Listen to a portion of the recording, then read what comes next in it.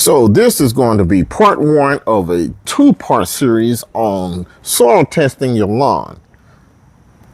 Is it necessary? Let's get into it. Like and subscribe to the channel so you won't miss any of these uploads and series that I'm doing.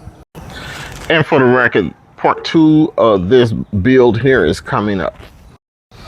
So it's the end of the season for one grass and it's beginning for the next. We're about to get down into freezing next week, and this Bermuda is going to check out. I see a lot of videos out there with gurus and people giving advice telling you that you need to get a soil test in order to get your lawn journey together. Yeah, they'll go so far as to say that that's the first thing that you need to do is get a soil test. And when I did my lawn journey, that's the first thing I did. I went so far as to getting my own lawn soil tester here that tests all kinds of for everything, as well as going to my local extension office. So my advice to you when it comes down to soil tests, that's some bullshit. Now, when I called the extension office and tried to order my soil test, and apparently, you know, they're getting a lot of requests from just random people with homeowners who are trying to get a soil test in order to get their lawn evaluated so they know what to do.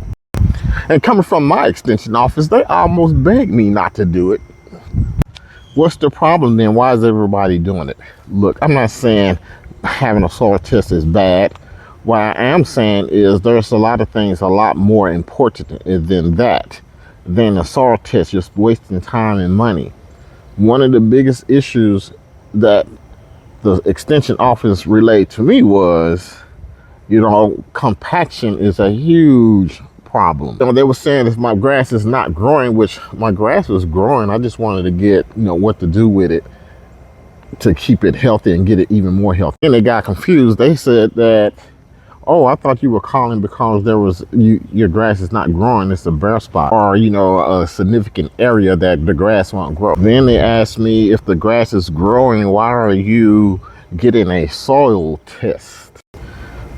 Look, and from experience of doing all these soil tests and all that, if you have grass vegetation where you are is full, chances are you don't have nothing that's inside that lawn and that's going to significantly prevent you from maintaining and establishing a good lawn.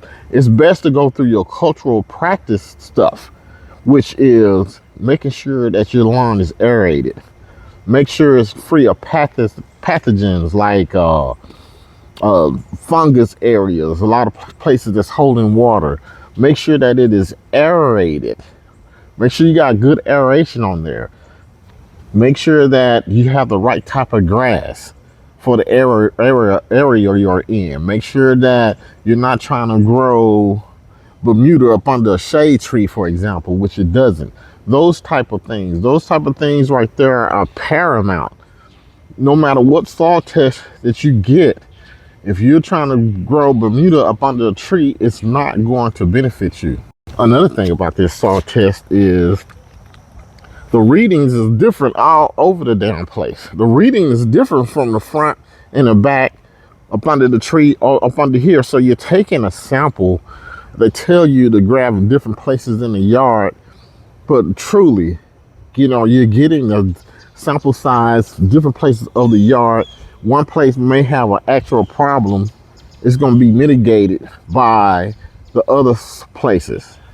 So my advice to you with the soil test, if you have an issue and you've already been through all the regular things like making sure that the lawn is aerated, make sure you're not growing the wrong type of grass, making sure that you don't have grubs, mite, insects issues, making sure that, you know, it's not the foot traffic.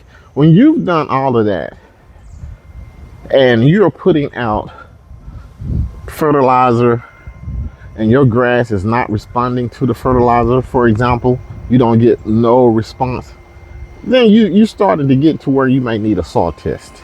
So remember, I'm speaking from experience.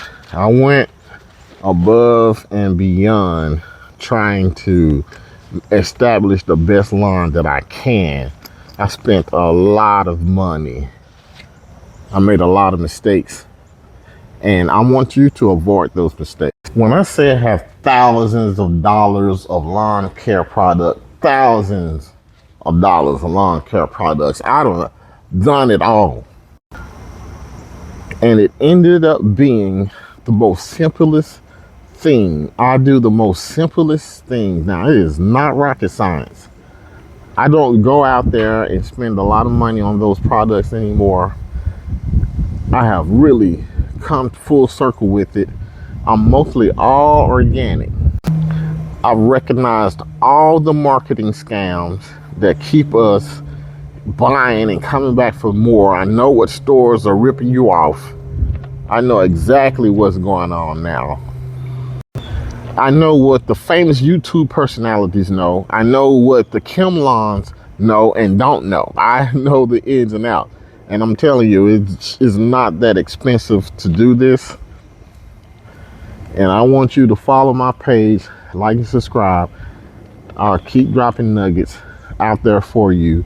And you can maintain and have a healthy, beautiful lawn without all the extra money.